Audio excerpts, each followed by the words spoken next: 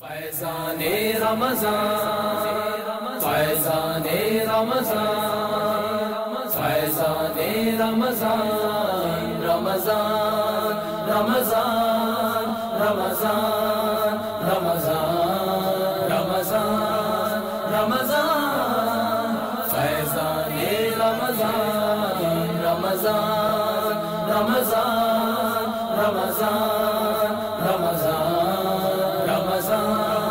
رمضان فیضان رمضان۔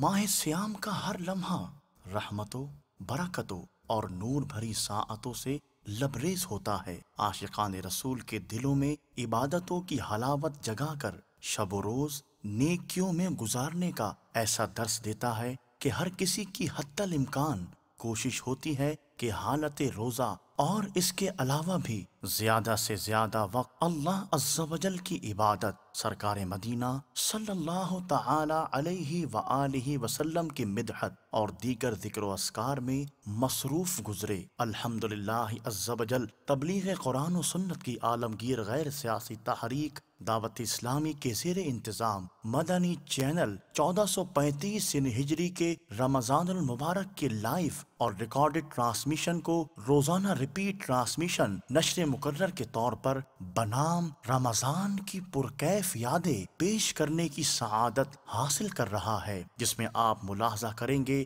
دعوت اسلامی کے تحت ہونے والے تربیتی اعتکاف میں امیر اہل سنت دامت برکاتہم العالیہ کا معتکفین عاشقان رسول کی تربیت کرنا، معتکفین اسلامی بھائیوں کا امیر اہل سنت کی مبارک صحبت میں سحری و افطاری کرنا، امیر اہل سنت دامت برکاتہم العالیہ کا روزانہ بعد نماز ظہر اور بعد از تراویح 2 مرتبہ مدنی مذاکرہ قرب افطار، اللہ عز و جل کی بارگاہ میں مناجات کا سلسلہ اور دیگر ماہ کے سنتوں بھرے سلسلے۔ آئیے دیکھتے ہیں رمضان کی پرکیف یادیں۔ الحمدللہ عز و جل تلاوت قرآن پاک، مناجات، حمد باری تعالیٰ اور تاجدار مدینہ صلی اللہ تعالی علیہ وآلہ وسلم کی بارگاہ میں ہدیہ نعت سے ٹرانسمیشن کا آغاز ہوا۔ وَإِذَا قِيلَ لَهُمْ لَا تُفْسِدُوا فِي الْأَرْضِ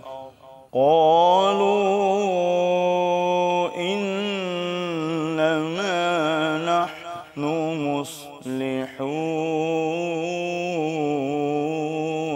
شاہی والا مجھے طیبہ بلا لو، طیبہ بلا لو، مجھے طیبہ بلا لو، شاہی والا مجھے طیبہ بلا لو، شاہی والا مجھے طیبہ بلا لو، طیبہ بلا لو، مجھے طیبہ بلا لو، ڈیوڑی کا اپنے کتا بنا لو، ڈیوڑی کا اپنی کتا بنا لو، قدموں سے اپنے مجھ کو لگا لو، شاہی والا مجھے طیبہ بلا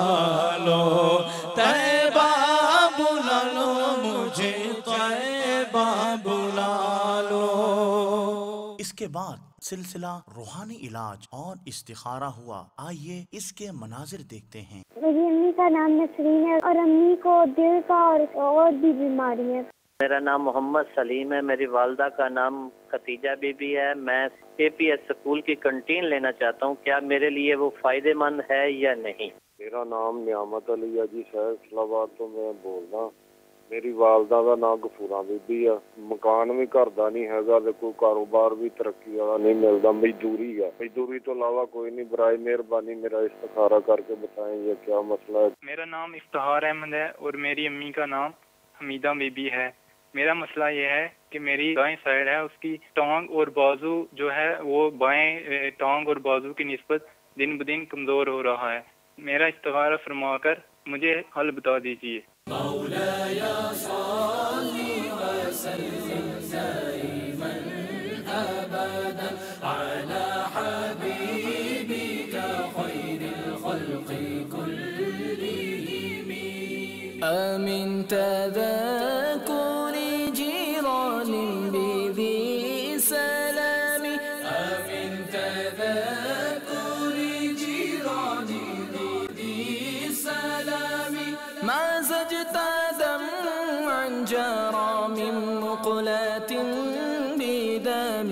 مولاي صل وسلم دائما أبدا على حبيبك خير الخلق كلهم. سلیم بھائی، سب سے پہلے آپ کا استخارہ ہوا، اسکول میں کینٹین لینا آپ کے لیے بہتری کا اشارہ آ رہا ہے. اچھا، نعمت علی بھائی، اللہ تبارک و تعالیٰ آپ کی پریشانیاں دور فرمائے. کسی قسم کے کوئی عملیات، کوئی جادو، کوئی بندش وغیرہ کے معاملات کا اشارہ نہیں آ رہا.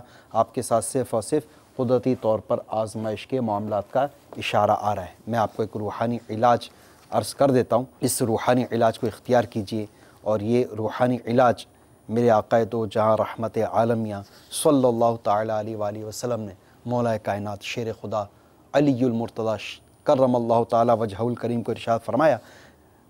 مولا مشکل کشا حضرت سیدنا علی المرتضی شیر خدا کرم اللہ تعالیٰ وجہہ الکریم سے روایت ہے کہ سلطان مکہ مکرمہ، تاجدار مدینہ منورہ، مکین گنبد خضرا صلی اللہ تعالیٰ علیہ وآلہ وسلم نے ارشاد فرمایا، اے علی، میں تمہیں ایسے کلمات نہ بتا دوں جنہیں تم مصیبت کے وقت پڑھ لو. عرض کیا، ضرور ارشاد فرمائیے. آپ صلی اللہ تعالیٰ علیہ وآلہ وسلم پر میری جان قربان. تمام اچھائیاں میں نے آپ صلی اللہ علیہ وسلم ہی سے سیکھی ہیں. ارشاد فرمایا، جب تم کسی مشکل میں پھنس جاؤ تو اس طرح پڑھو، بسم اللہ الرحمن الرحیم ولا حول ولا قوت الا باللہ العلی العظیم. پس اللہ عز و جل اس کی برکت سے جن بلاؤں کو چاہے گا دور فرما دے گا. اور یہ وظیفہ، یہ 99 بلاؤں، پریشانیوں اور بیماریوں کو دور کرنے کا نسخہ ہے. اور اس میں سے جو کم از کم جو درجہ ہے وہ ہے غم کا. غم اور پریشانی جس کو لائق ہو وہ اس کی کثرت کرے، انشاءاللہ عز و جل اس کی غم اور پریشانی بھی دور ہو جائے، اور ساتھ ہی ساتھ اس کی 99 بلائیں اور مصیبتیں اسے دور کر دی جائے. افتخار احمد بھائی، آپ نے اپنا مسئلہ بیان کیا. آپ کے ساتھ بھی کوئی عملیات، جادو، بندش وغیرہ کے معاملات کا اشارہ نہیں آ رہا. آپ کے ساتھ بیماری اور نظر بد کے معاملات آ رہے ہیں. روحانی علاج میں آپ کو عرض کر دیتا ہوں. اس روحانی علاج کے مطابق آپ عمل کیجئے.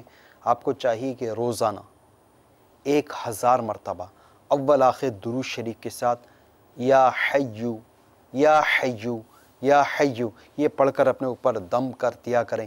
انشاءاللہ عز و جل آپ کا یہ جو بیماری کا مسئلہ آپ نے بتایا کہ دائیں جو آپ کی سائیڈ ہے یہ آپ کے بائیں جانب کی بنسبت یہ کمزور ہوتی چلی جا رہی ہے. انشاءاللہ عز و جل اس بیماری سے بھی شفا حاصل ہوگی انشاءاللہ. اور یہ نظر بد سے آپ کے معاملات جو ہیں تو ختم ہو جائیں. اس کے لیے آپ کو چاہیے کہ پارہ 29 سورہ قلم کی یہ آیت مبارکہ ہے، بسم اللہ الرحمن الرحیم وَإِن يَكَادُ الَّذِينَ كَفَرُوا لَيُزْلِقُونَكَ بِأَبْصَارِهِمْ لَمَّا سَمِعُوا الذِّكْرَ وَيَقُولُونَ إِنَّهُ لَمَجْنُونَ. اسے آپ اپنے اوپر پڑھ کے دم کر دیا کیجئے، انشاءاللہ عز و جل نظر جاتی رہے گی. سریہ کے حوالے سے ایک مدنی منع نے یہ مسئلہ بیان کیا ان کی مریضہ کے حوالے سے. بیمار رہتے ہیں، ان کے لیے روحانی علاج سماعت فرما لیجئے. ان کو چاہیے کہ اٹھتے بیٹھتے چلتے پھرتے یا سلامو کا ورد کرتی رہیں.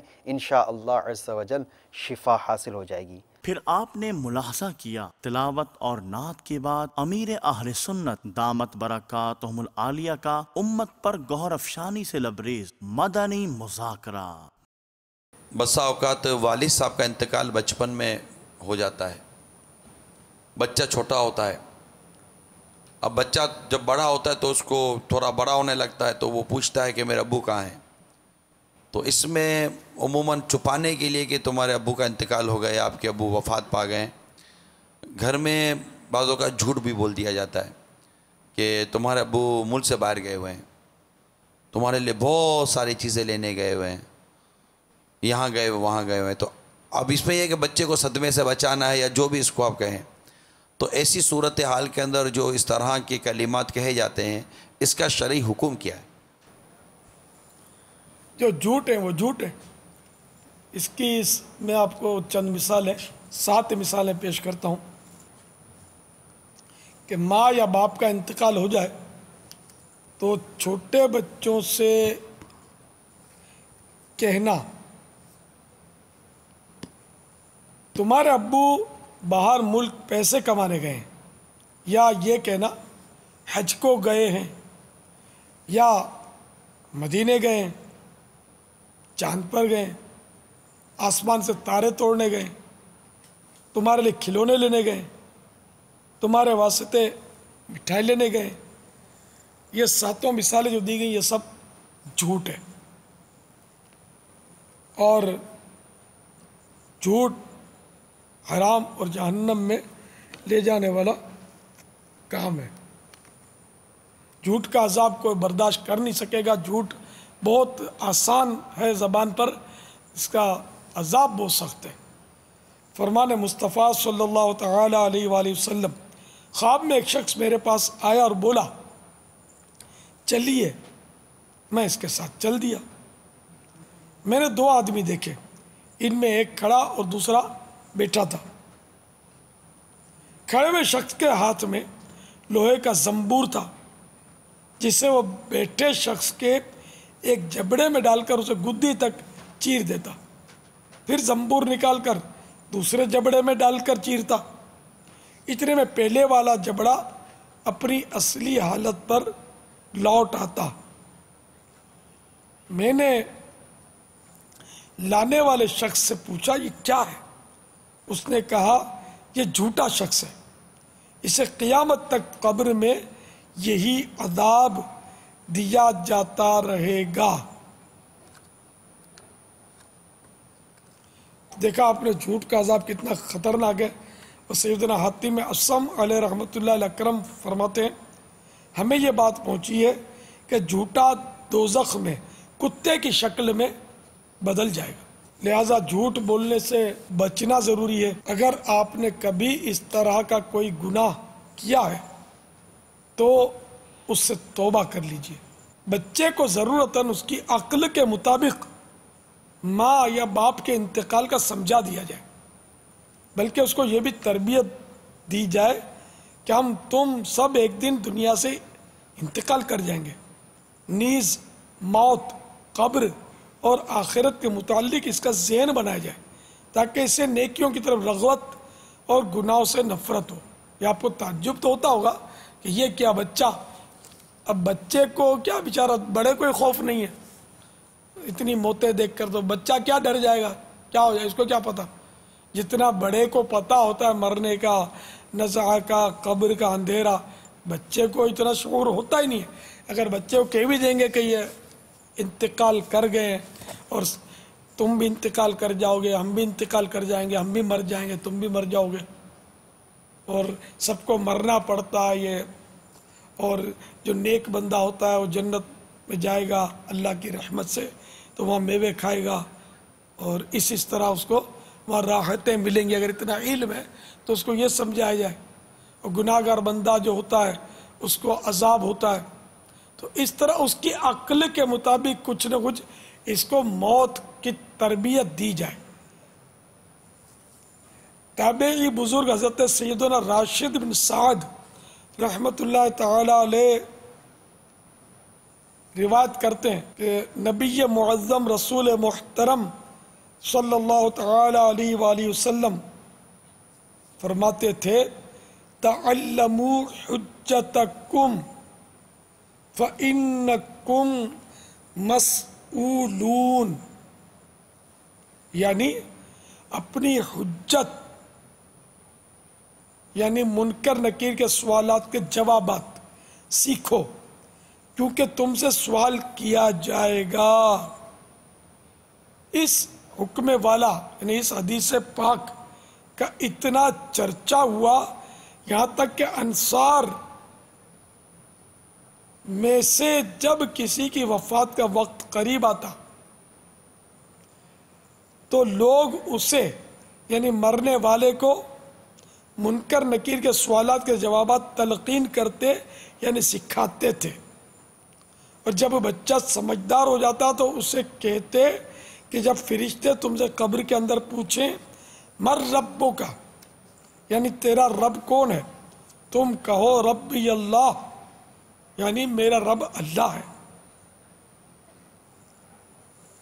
मा दीनों का यानी तेरा दीन क्या है, तुम कहो दीन यल इस्लाम यानी मेरा दीन इस्लाम है।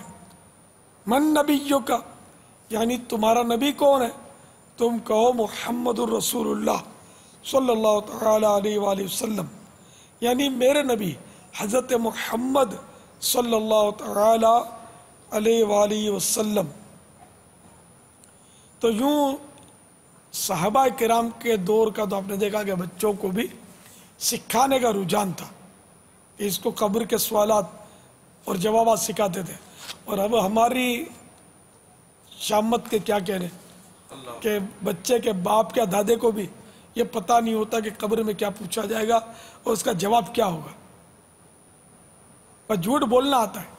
इसमें मैंने तो ये चंद मिसालें आपको दी, 7 ही मिसालें दी, वरना झूठ बोलने में ऐसी महारत है कि वो आदमी हैरान रह जाए कि एक से एक झूठ गढ़ के वो बिल्कुल यानी कि बिला तकल्लुफ लोग बोल देते।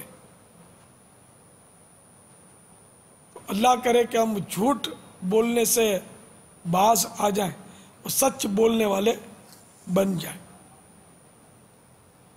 वल्लाहु तआला अअलम व रसूलुहु अअलम अज़्ज़ा व जल्ला व सल्लल्लाहु तआला अलैहि व आलिहि वसल्लम।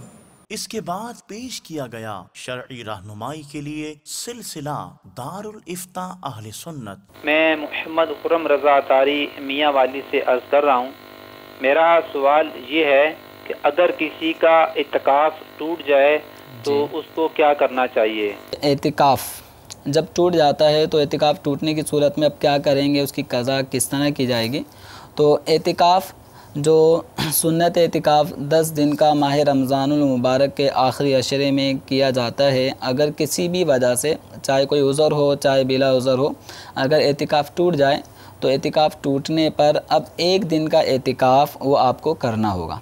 अब 1 दिन का एतिकाफ़ अगर माह रमज़ानुल मुबारक जारी व सारी है तो चाहें तो आप इस माह रमज़ान में उस 1 दिन के एतिकाफ़ की तरकीब बना लें, और अगर माह रमज़ान रुख़्सत हो गया तो माह रमज़ान के बाद भी 1 दिन के एतिकाफ़ को किया जा सकता है। तरीक़ाकार इंतहाई आसान है कि किसी भी दिन, यानी जैसे माह रमज़ान मुबारक के अंदर ही अगर आप एतिकाफ़ में बैठना चाहते हैं तो इस्लामी भाई मस्जिद में एतिकाफ़ करें, इस्लामी बहन मस्जिद बैत में एतिकाफ़ करें। एतिकाफ़ यूँ करना है कि आप किसी भी दिन गुरूब आफ़ताब से पहले पहले मस्जिद में आ जाएँ एतिकाफ़ की नीयत से, और अगले दिन जब गुरूब आफ़ताब हो इस वक्त तक आपको मस्जिद में रहना है।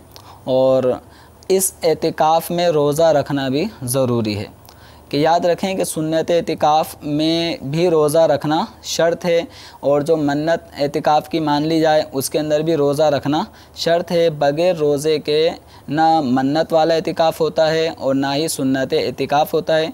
तो एतिकाफ़ की जो क़ज़ा की जाएगी माह रमज़ान में तो चूँकि आम तौर पे रोज़े रखे ही जाते हैं तो इसलिए इतना वाज़े पता नहीं चलेगा, रोज़ा भी होगा और एतिकाफ़ भी हो जाएगा। लेकिन अगर माह रमज़ान के बाद आप इस एतिकाफ़ की क़ज़ा करना चाहते हैं तो इस एतिकाफ़ में आपको रोज़ा भी रखना होगा।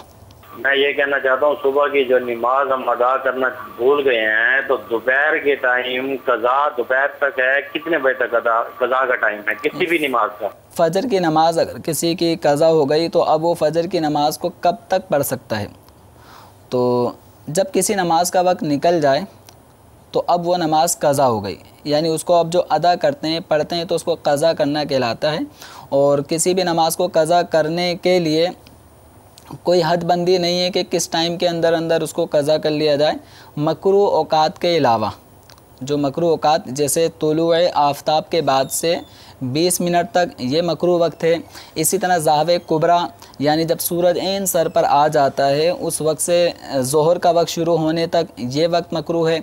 और जब गुरूब आफ्ताब होता है, गुरूब आफ्ताब होने से 20 मिनट पहले, तो ये वक्त भी मकरूह होता है। तो कोई भी क़ज़ा नमाज जिसका वक्त निकल चुका था अब वो हम अदा करना चाहते हैं तो इन 3 औकात मकरूहा के अलावा किसी भी वक्त में उसको अदा कर सकते हैं। लेकिन इसके अंदर एक बारीक नुक्ता ये अर्ज़ करता चलूँ कि जो साहिब तरतीब इस्लामी भाई हैं या साहिब तरतीब इस्लामी बहन हैं, उनके लिए ज़रूरी है कि जो नमाज उनकी क़ज़ा हुई उस क़ज़ा नमाज को वो पहले अदा करेंगे और बाद में वक्त वाली नमाज अदा करेंगे। मसलन ज़िंदगी में कभी कोई नमाज क़ज़ा नहीं हुई, आज पहली दफ़ा बाई चांस फ़जर की नमाज़ में आँख नहीं खुली और फ़जर का वक्त ख़त्म हो गया, एक नमाज क़ज़ा हो गई।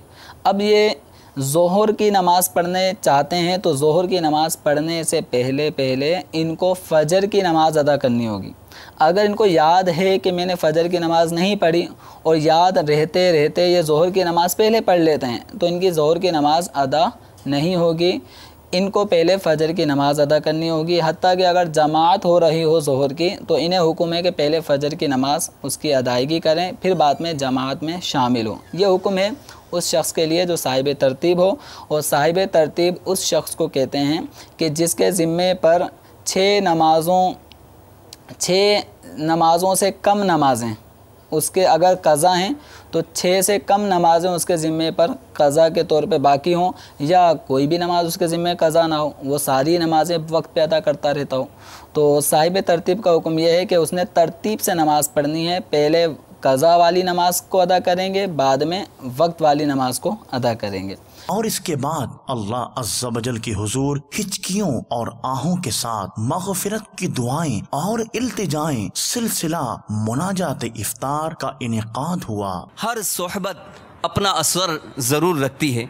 मसलन अगर आपकी मुलाकात किसी ऐसे इस्लामी भाई से हो कि जिसकी आँखों में अपने किसी अज़ीज़ की मौत की वजह से नमी हो, चेहरे पर आसार गम खूब नुमायाँ हो और लहजे से उदासी झलक रही हो, तो उसकी ये हालत देखकर कुछ देर के लिए आप भी गमगीन हो जाएंगे। और अगर आपको किसी ऐसे इस्लामी भाई के पास बैठने का इत्तेफाक हो कि जिसका चेहरा किसी कामयाबी की वजह से खुशी से दमक रहा है, लबों पर मुस्कुराहट खेल रही हो और उसकी बातों से मसरत का इजहार हो रहा हो, तो खाही ना खाही यानी चाहे या ना चाहें आप भी कुछ देर के लिए इसकी खुशी में शरीक हो जाएंगे। इसी तरह अगर कोई शख्स ऐसे लोगों की सोहबत इख्तियार करेगा जो फ़िक्र आखिरत से यकसर गाफिल हों और गुनाहों के इर्तिकाब में किसी किस्म की झिझक महसूस ना करते हों, तो गालिब गुमान है कि वो भी जल्द उन्हीं की मानिंद हो जाएगा। और अगर कोई आदमी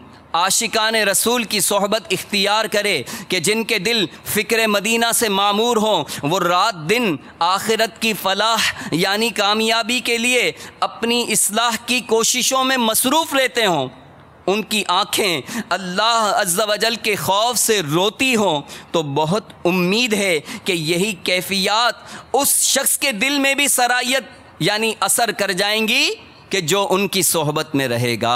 ऐ मेरे मीठे मीठे इस्लामी भाइयों, अच्छी मदनी सोहबत पाने के लिए आपको परेशान होने की कतन ज़रूरत नहीं कि किसी के जहन में सवाल आए कि आज के दौर में अच्छी सोहबत हम कैसे अपना सकते हैं, तो बिल्कुल घबराएं नहीं। जी हाँ, तबलीग कुरान और सुन्नत की आलमगीर गैर सियासी तहरीक दावत इस्लामी के मदनी माहौल से वाबस्ता हो जाइए। इसकी बरकत से इंशाअल्लाह अज़्ज़ा वजल आला अखलाकी औसाफ गैर महसूस तौर पर आपके किरदार का हिस्सा बनते चले जाएंगे। मेरे मौला तू खैरात दे दे, मेरे मौला तू खैरात दे दे,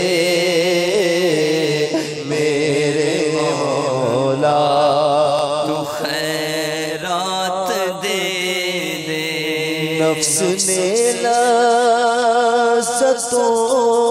में फंसाया, मुझ पे लुत्फ़ो करम हो खुदाया,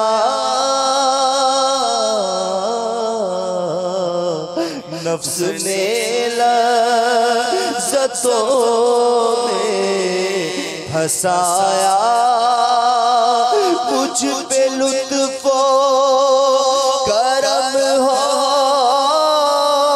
خدایا دل سے چاہت مٹا ما سوا کی میرے مولا دل سے چاہت مٹا ما سوا کی دل سے چاہت مٹا ما سوا کی میرے مولا تو خیرات دے دے میں گناہوں میں لتھڑا ہوا ہوں بد سے بدتر ہوں بگڑا ہوا ہوں میں گناہوں میں لتھڑا ہوا ہوں بد سے بدتر ہوں بگڑا ہوا ہوں جرم و قصور و خطا کی میرے مولا عفو جرم و قصور و خطا کی میرے مولا تو خیرات دے کھانے کے بعد کا وضو کروں گا یعنی ہاتھ وغیرہ دھوں گا خواہش سے کم کھاؤں گا اول آخر نمک یا نمکین استعمال کروں گا حتی الامکان سنت کے مطابق کھاؤں گا پیوں گا اول آخر درود و سلام کے ساتھ مسنون دعائیں پڑھوں گا پردے میں پردہ کیے دسترخوان پر سنت کے مطابق بیٹھ کر 3 انگلیوں سے چھوٹے نوالے لے کر اچھی طرح چبا کر کھاؤں گا الصلاۃ والسلام علیک یا رسول اللہ وعلی آلک واصحابک یا حبیب اللہ بسم اللہ الذی لا یضر مع اسمہ شیء فی الارض ولا فی السماء وهو السمیع العلیم بسم اللہ وعلا برکت اللہ الصلاة والسلام علیک یا نبی اللہ وعلا آلک واصحابک یا نور اللہ فیضان رمضان فیضان رمضان ہے فیضان رمضان رمضان کا مہینہ رحمت لٹا رہا ہے رمضان کا مہینہ رحمت لٹا رہا ہے ہر کوئی اس کی برکت سے فیض پا رہا ہے فیضان رمضان ہے فیضان رمضان فیضان رمضان ہے فیضان رمضان حضرت سیدنا راشد بن سعد رحمۃ اللہ تعالیٰ علیہ روایت کرتے ہیں کہ نبی معظم رسول محترم صلی اللہ تعالیٰ علیہ وسلم فرماتے ہیں اپنی حجت یعنی منکر نکیر کے سوالات کے جوابات سیکھو کیونکہ تم سے سوال کیا جائے گا اس حکم والا کہ اتنا چرچا ہوا یعنی میرے آقا صلی اللہ علیہ وسلم کے ارشاد کا اتنا چرچا ہوا کہ ارشاد کیا تھا اپنی حجت یعنی منکر نکیر کے سوالات کے جوابات سیکھو، کیونکہ تم سے سوال کیا جائے گا۔